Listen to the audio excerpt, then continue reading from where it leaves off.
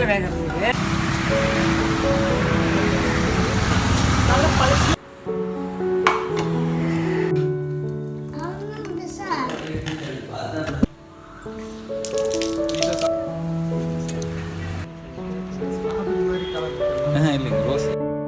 Hi all, இன்னைக்கு அதிகனோட 5th birthday Jan 18. So அந்த vlog பார்க்க போகிறோம். இந்த பொங்கல் கோலம் எப்படி இருக்குன்னு சொல்லுங்கள். நான் பொங்கல் அன்றைக்கி போட்டிருந்தேன்.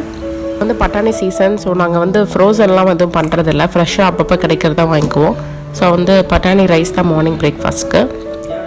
ஆல்ரெடி நம்ம ரூமுக்கு வந்து மஸ்கிட்டோ நெட் அமேசானில் நான் ஒரு 700க்கு ஆர்டர் பண்ணி போட்டு வச்சுருந்தேன். அது வந்து ஒரு 2 வருஷம் தான் தாங்குச்சு. அதுக்கப்புறம் டர்புரு நிறைய இடத்துல கிழிஞ்சிச்சு. ஸோ வந்து ஒன் டைம் இன்வெஸ்ட்மெண்ட்டாக நம்ம வந்துட்டு பெர்மனண்ட்டான அந்த கரெக்டாக அளந்து போடுவாங்கள்ல ஸ்டீலில், ஸோ அது கொடுத்துடலாம் அப்படின்ட்டு நான் வந்து முன்னாடி நாளே வந்து மெஷர்மெண்ட் எடுத்துகிட்டு போயிருந்தாங்க. அதே மாதிரி பாத்ரூம் வென்டிலேஷனுக்கும் ஒரு சின்ன பேட்ச் ஒர்க் இருக்குது பாருங்கள். அங்கே வந்து அணில் ஒரு வாட்டி கடிச்சு உள்ளே எட்டி குச்சி பாத்ரூம்குள்ளே வந்துருச்சு. ஸோ அதனால் அதையும் ஸ்டீலில் போட்டுடலாம், கடிக்காது அப்படின்ட்டு அதுக்கும் மெஷர்மெண்ட் கொடுத்துருந்தோம். அவங்க வந்து மார்னிங் வந்துட்டு இதை இன்ஸ்டால் பண்ணிகிட்டு இருந்தாங்க.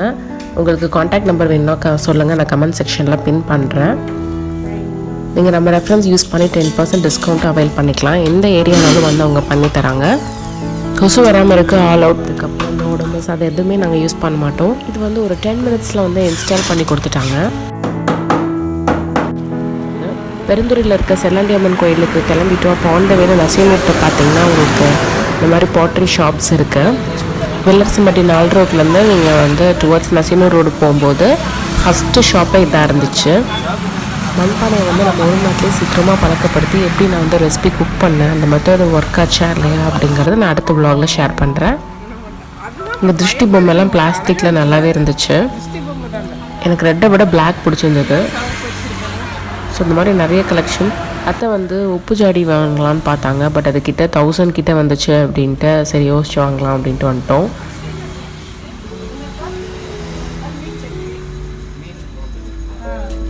நிறைய இருக்குது பாட் கலெக்ஷன்ஸ், நிறைய சைஸஸில் இருக்குது. நாங்கள் வாங்கின அந்த மண்பானையோட விலை வந்து 350 சொன்னாங்க. சரி ஒன்று மட்டும் ஒத்தையில் வாங்கக்கூடாது அப்படின்ட்டு இன்னொரு சின்ன விலைக்கு ஒன்று வாங்கிட்டு வந்துட்டோம் மண் விலைக்கு.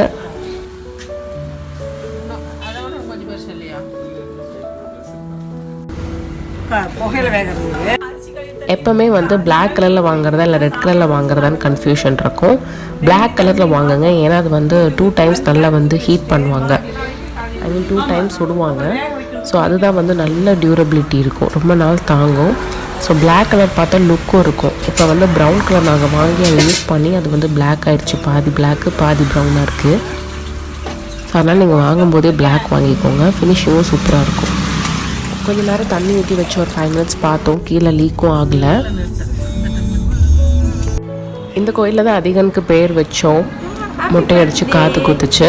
அப்புறம் வந்து இயர்லி ஒன்ஸ் இந்த மாதிரி பர்த்டேஸ்க்கு வருவோம். லாஸ்ட் இயர் பார்த்தீங்கன்னா ஹஸ்பண்டோட பர்த்டே அதிகன் பர்த்டே ரெண்டுக்குமே வந்தோம். பட் இந்த வாட்டி ஹஸ்பண்ட் பர்த்டே அப்போ வரல. கோபுரத்தில் நிறைய புறா உட்காந்துருந்தது.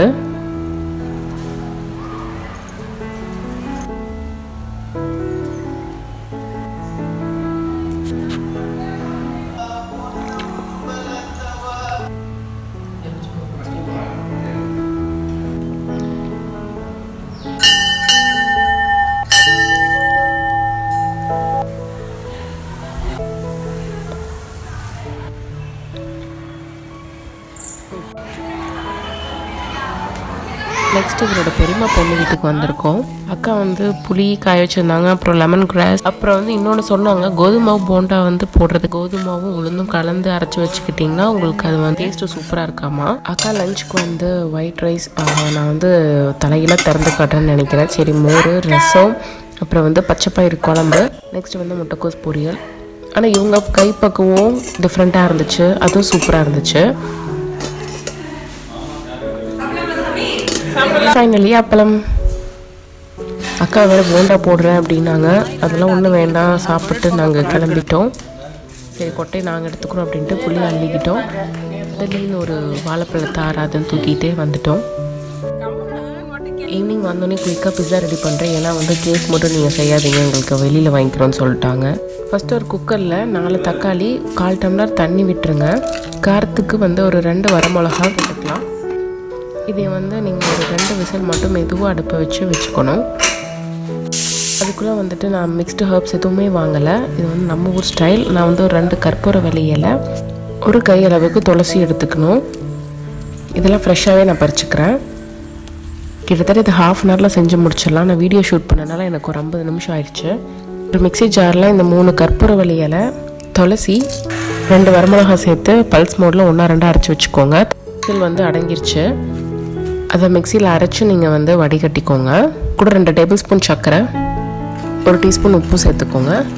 ஃபஸ்ட்டு நிறைய மிளகா போட வேண்டாம். இப்போ பத்தலைன்னா உங்களுக்கு காரம் கம்மியாக இருக்குன்னா இப்போ கூட மிளகா பொடி கொஞ்சமாக போட்டுக்கலாம். இதில் தக்காளி வந்து கொஞ்சம் புளிப்பு அதிகமாக இருந்துச்சுன்னா உங்களுக்கு சுகர் அதிகமாக தேவைப்படும் அதை பேலன்ஸ் பண்ணுறதுக்கு.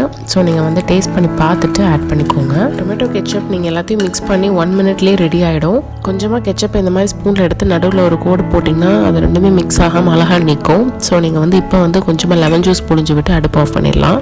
இது நீங்கள் கண்டிப்பாக ஃப்ரிட்ஜில் தான் யூஸ் பண்ணணும், ஏன்னா நம்ம வினிகர் கூட ஆட் பண்ணல. ஸோ வந்து 3 to 5 டேஸில் நீங்கள் சாப்பிட்றணும்.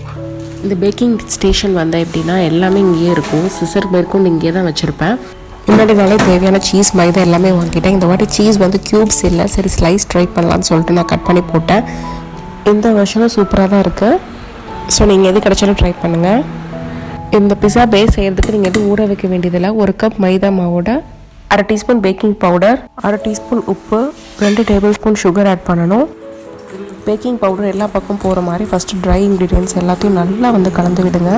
அடுத்தது 3/4 கப் அளவுக்கு காய்ச்சி அரை வச்ச பால், 1/4 கப் உருக்கிற வெண்ணெய் எல்லாத்தையும் போட்டு மிக்ஸ் பண்ணிடுங்க. ஃபைனலாக வாயில் வச்சு பார்க்கும்போது லைட்டாக ஸ்வீட்டாக தெரியணும், அப்போ தான் கரெக்டாக இருக்கும். இதே கரெக்ட் கன்சிஸ்டன்சியில் பண்ணுங்கள், உங்களுக்கு கரெக்டான பேஸ் கிடைக்கும். ஸோ அதை வந்து நான் எடுத்து கொஞ்சமாக வெண்ணெய் தடவின பேனில் வந்து நான் ஸ்ப்ரெட் பண்ணுறேன். உங்கள் கையிலையும் கொஞ்சமாக வெண்ணெய் தடவிக்கோங்க, நெய் கூட யூஸ் பண்ணிக்கலாம். சைடில் மட்டும் கொஞ்சம் எட்ஜஸ் திக்காக இருக்கணும். பேஸில் வந்து எப்போவுமே பிஸா செய்யும்போது கொஞ்சம் ஃபோர்க்கு வச்சு ஓட்டையை போட்டுட்டு அப்புறம் வந்து கெச்சப்பை வந்து நீங்கள் எடுத்து ஸ்ப்ரெட் பண்ணணும். இது உங்கள் வீட்லேயே செய்யணும்னு அவசியம் இல்லை. கெச்சப் வந்து நீங்கள் கடையில் வாங்கினது கூட யூஸ் பண்ணலாம். நெக்ஸ்ட்டு பாரபட்ச பார்க்காம டொமேட்டோ கெச்சப் தடவி விட்டுட்டு அடுத்தது நம்ம அரைச்சி வச்ச இன்ஸ்டன்ட் ஸ்பைஸும் போட்டுருங்க. கற்பூரவள்ளியும் துளசியும் வரமிளகா ஃப்ளேவர் சூப்பராக இருக்கும். இப்போ இதுக்கு மேலே நான் கட் பண்ணி வச்ச சீஸ் போட்டிருக்கேன். நீங்கள் துருவி கூட போடலாம். கத்தி கழுவுறது ஈஸி, துருவி போடுற கிரேட்டர் கழுவுறது ரொம்ப கஷ்டம். மறுபடியும் மிக்ஸ்டு ஹர்ப்ஸை நல்லா போட்டுட்டு ஃபிலிப்ஸில் வந்து பிஸா மோட் பார்த்தீங்கன்னா 200 டிகிரி செல்சியஸில் 15 மினிட்ஸ் காட்டுது. ஸோ அது கரெக்டாக இருந்துச்சு, எங்களுக்கு ரெடி ஆயிடுச்சு. நீங்களும் அதே டெம்பரேச்சர் செட் பண்ணி வச்சுக்கோங்க. 15 மினிட்ஸ் அது 200 டிகிரி செல்சியஸில் வைக்கணும்.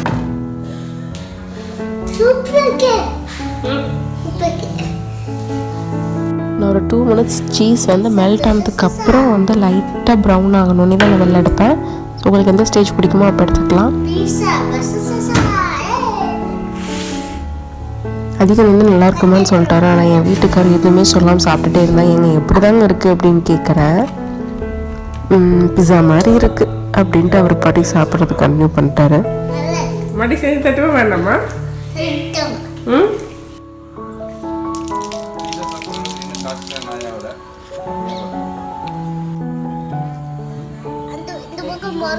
இந்த வருஷம் என்ன ஃப்ளேவர்னா யூ அண்ட் மீ கேக்ஸில் ரோஸ் அண்ட் லிச்சி ட்ரை பண்ணோம். ஆனால் சாக்லேட் ஃப்ளேவர்லாம் வந்து அத்தை மாமாக்கெலாம் பெருசாக பிடிக்காது.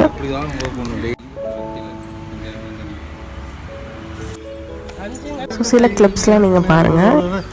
Happy birthday to Athikan.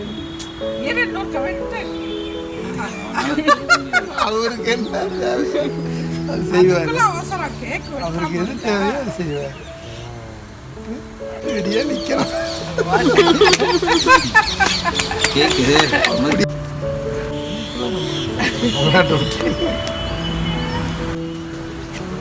அவன்கோ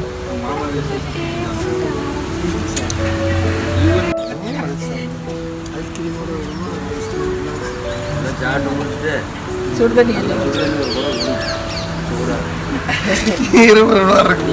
நீ கொடுத்தியா? And finally this is me. எப்பவுமே இதுதான் பிரச்சனை, வீடியோ எடுத்துகிட்டே இருப்பேன், என்னை யாருமே எடுக்க மாட்டாங்க. கடைசியில் கனி இருந்தாலும் எடுத்து கொடுத்தா. கோவிலில் கூட பாருங்கள், என்னை எடுக்க யாருமே இல்லை. இதெல்லாம் யூடியூபர்ஸோட சேட்னஸ். அவங்க எல்லோரும் எடுத்து போடுவாங்கன்னு அவங்க எடுக்கிறதுக்கு ஆள் இருக்காது, ட்ரைபாட் தவிர. ஸோ நெக்ஸ்ட் vlogல எப்படி நான் பானையை பழக்கிறது அப்படின்னு ஈஸியாக பண்ணுறதுன்னு சொல்லித்தரேன். See everyone, bye bye.